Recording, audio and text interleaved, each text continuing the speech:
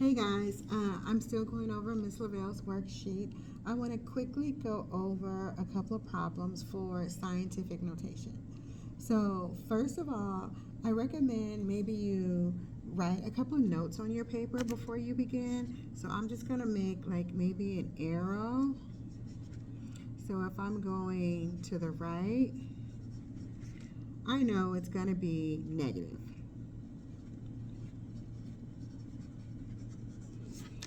And if I'm going to the left, I know it's going to be positive.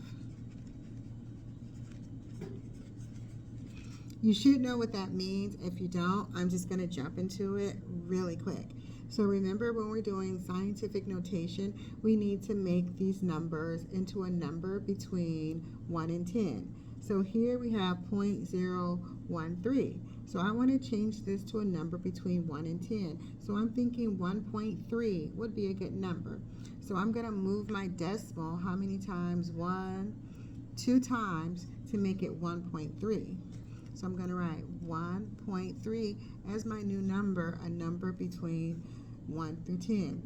So I just moved to the right 2 times to do that. So that means I know I'm going to have a negative exponent. So I'm rewriting this in scientific notation, 1.3 times 10 to the negative 2. See how I did that? I move this way 2 times, that's how I got negative 2. And if I'm going this way, it's going to be negative. So let me do that. Let's try problem B, 4,105. I need to rewrite this in scientific notation. Again, I need to make this between a number between 1 and 10. So I'm not going to change any numbers. I have to work with what I have. So I'm thinking it's going to be 4.105. If I put the decimal here, it would be 41. If I put it here, it would be 410. So I'm going to have to move my decimal here to make it a number between 1 and 10. This time, remember, if you don't see the decimal, you imagine it behind this number, and I'm going to move 1, 2, 3 times. I move 3 times, so I'm going to multiply this times 10, and it's going to be a 3. Remember, it's going to be positive if I'm going left.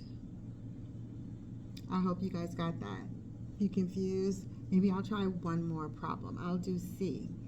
So we have 27.3. I want to change this to a number between 1 and 10. So I'm thinking 2.7. Remember, I can't ditch any of my numbers. I have to keep them. 0.73. So for that to happen, the decimal would need to move 1 time. So that's going to be 10. And because I want this way, that means it's going to be positive. And I don't need to write 10 to the 1. It's kind of implied. I can just leave it as 10. Okay, so we don't have to solve these problems here. She just wants to write each one in scientific notation. Okay, let me know if you have any questions. I'll be working on this worksheet tomorrow during advisory on Tuesday. You guys have a nice day.